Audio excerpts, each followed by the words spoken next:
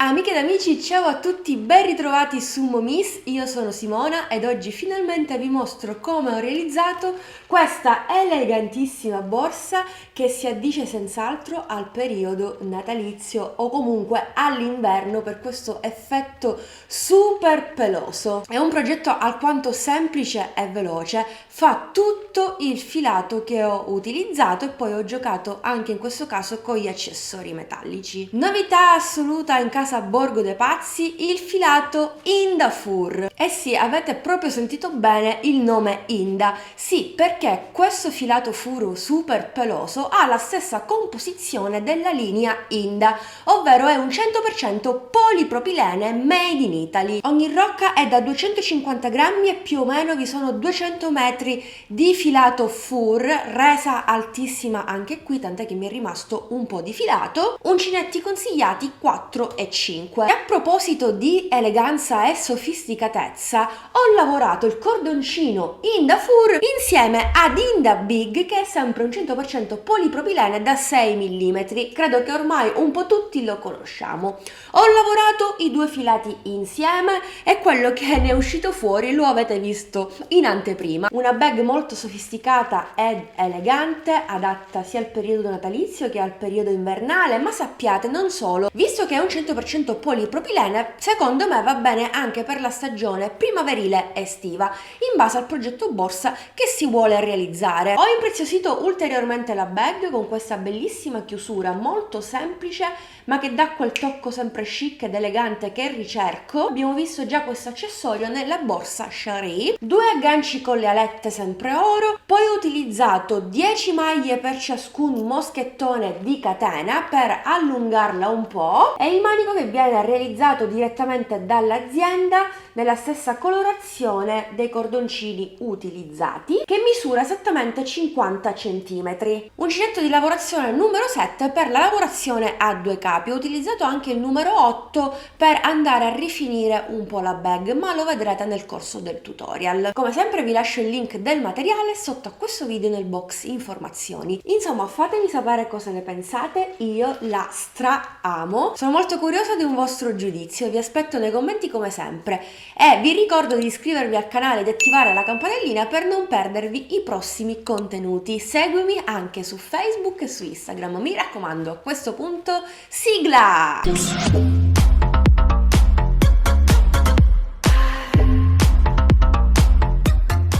Cappio.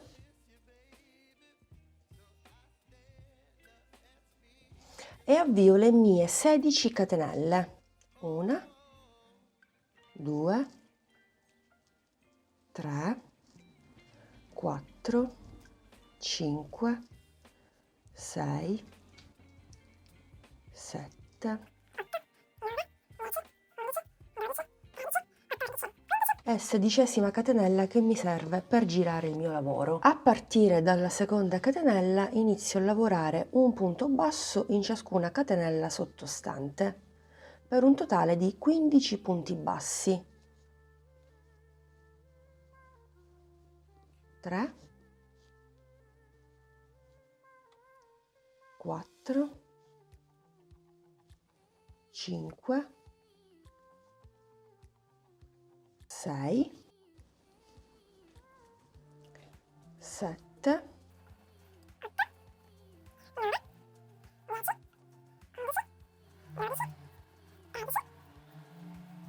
15. Guardate che bellissimo effetto. Faccio una catenella, giro il mio lavoro e procedo in questo modo. Andrò a lavorare semplicemente un punto basso in ciascun punto, sempre per un totale di 15, per questa seconda riga e per le righe successive. In questo caso, visto che stiamo utilizzando questo bellissimo filato pelliccioso, il fur, non è necessario andare a lavorare chissà quale punto particolare, fa tutto il filato.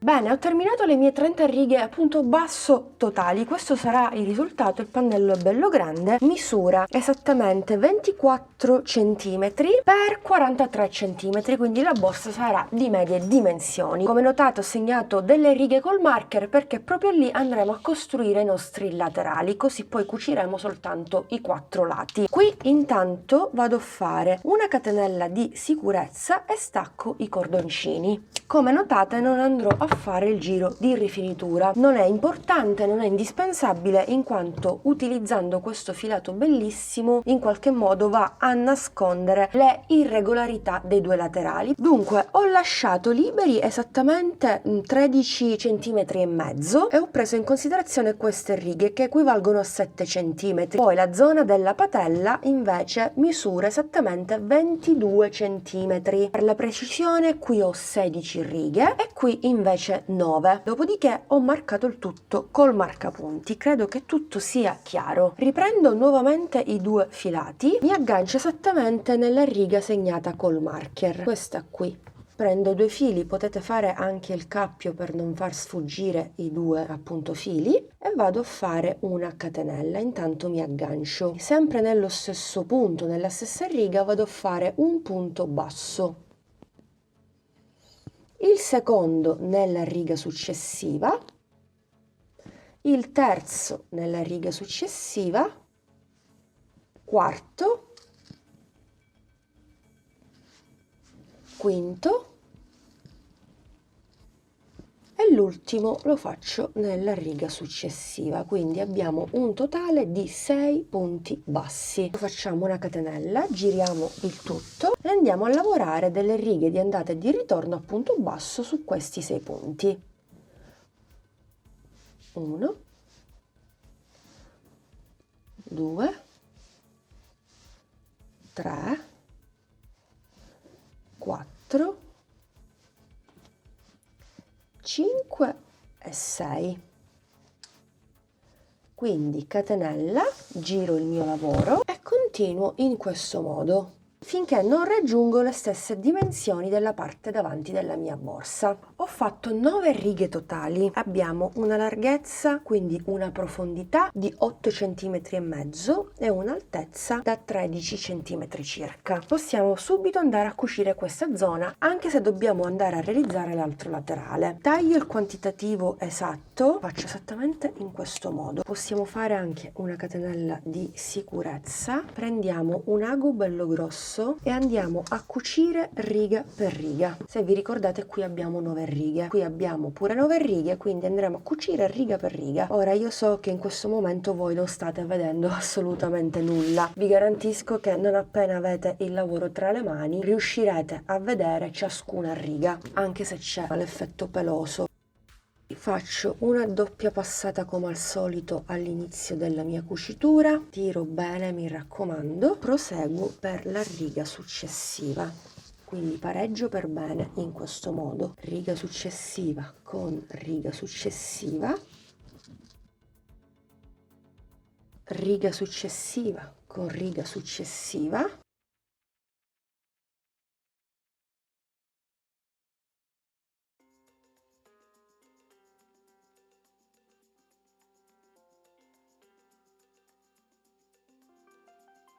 rifaccio un'ultima passata per bloccare i due fili, prendiamo l'uncinetto e questi fili ce li portiamo all'interno, tranquilli che non si nota assolutamente nulla. Tiriamo per bene mi raccomando, posso fare anche 2 nodini, ho fatto uscire in da big da una parte e l'altro cordoncino in da fur dall'altra, quindi faccio 2 nodini e poi tra qualche maglia vado a nascondermi i cordoncini esattamente in questo modo e poi li taglio. Posso anche bruciacchiare, mi raccomando fate attenzione, soltanto in da big, soltanto lui lo bruciacchio e lo fisso sulla lavorazione.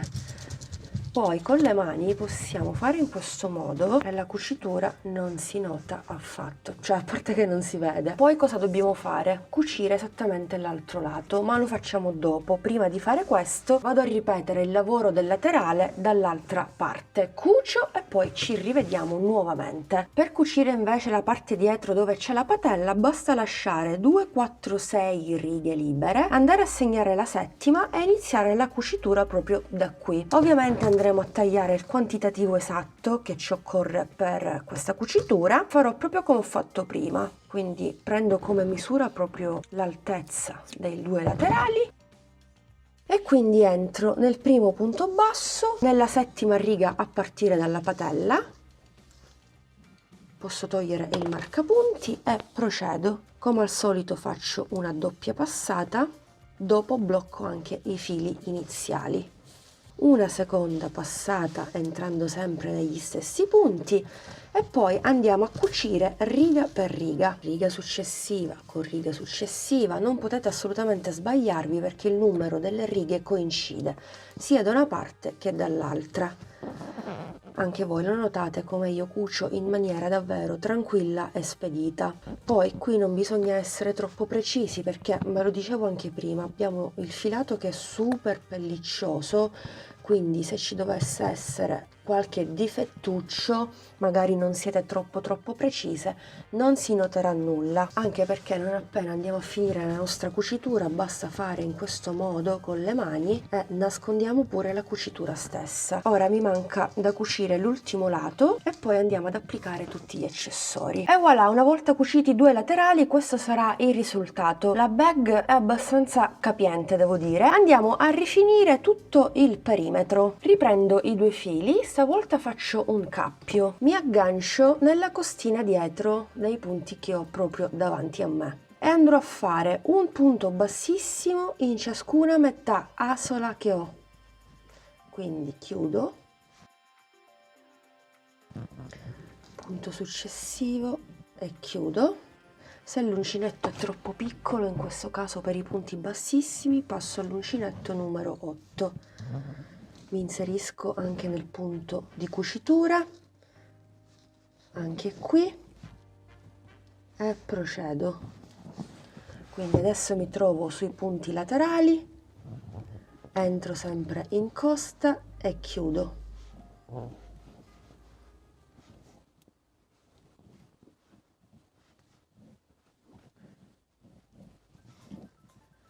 Ultimo punto. Adesso procedo per ciascuna riga. Vi ricordate che ho 6 righe. Entro in ciascuna riga e faccio un punto bassissimo.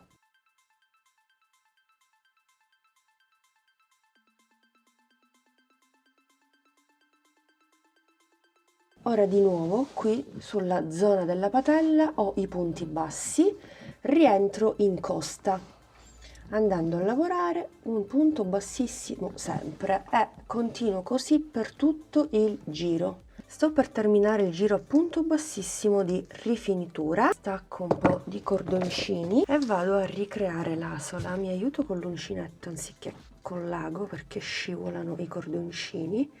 Mi inserisco nel primissimo punto bassissimo, prendo entrambe le asole e mi porto fuori i cordoncini. Ok, entro al centro dell'ultimo punto bassissimo fatto, vado a nascondermi velocemente questi fili in eccesso e poi procediamo con gli accessori. Vado ad applicare intanto i due ponticelli, inserisco il ponticello esattamente al centro, inserisco la targhetta e spingo le alette verso l'interno.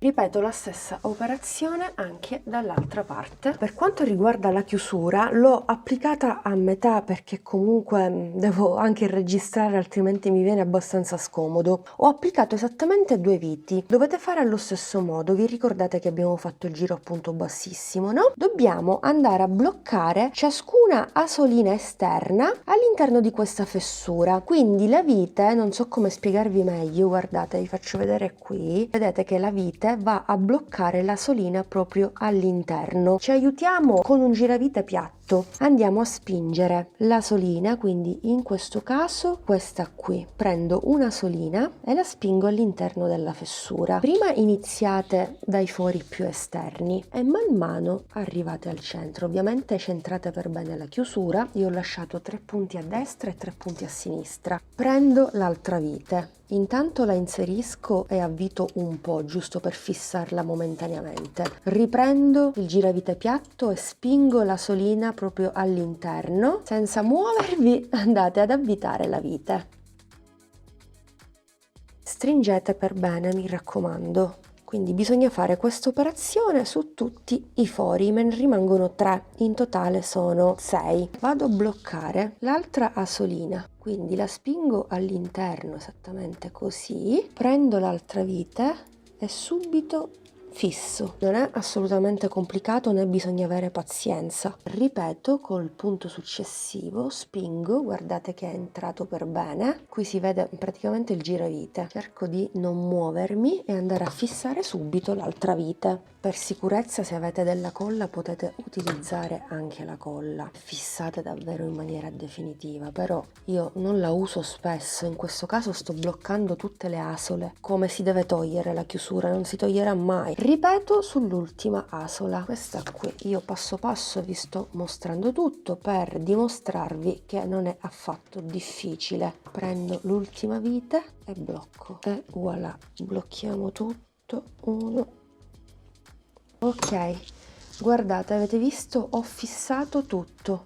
Prendo un attimino le misure, molto bella la borsa, inserisco l'altra metà qui, centro per bene il tutto, quindi sistemo la mia borsa, quindi io so che andrò a fissare l'altra metà esattamente qui. Non mi muovo assolutamente, prendo la placchetta in dotazione, mi aiuto sempre con delle pinze, prendo la prima letta e la sposto all'interno, presso per bene, ok, e ripeto anche dall'altra parte. Mi raccomando, schiacciate per bene. Qui possiamo applicare o questo manico realizzato con Inda Big nella stessa colorazione, viene realizzato dall'azienda stessa. Vi arriva così come lo vedete, per cui basta aprire il moschettone e agganciare sia da una parte che dall'altra parte.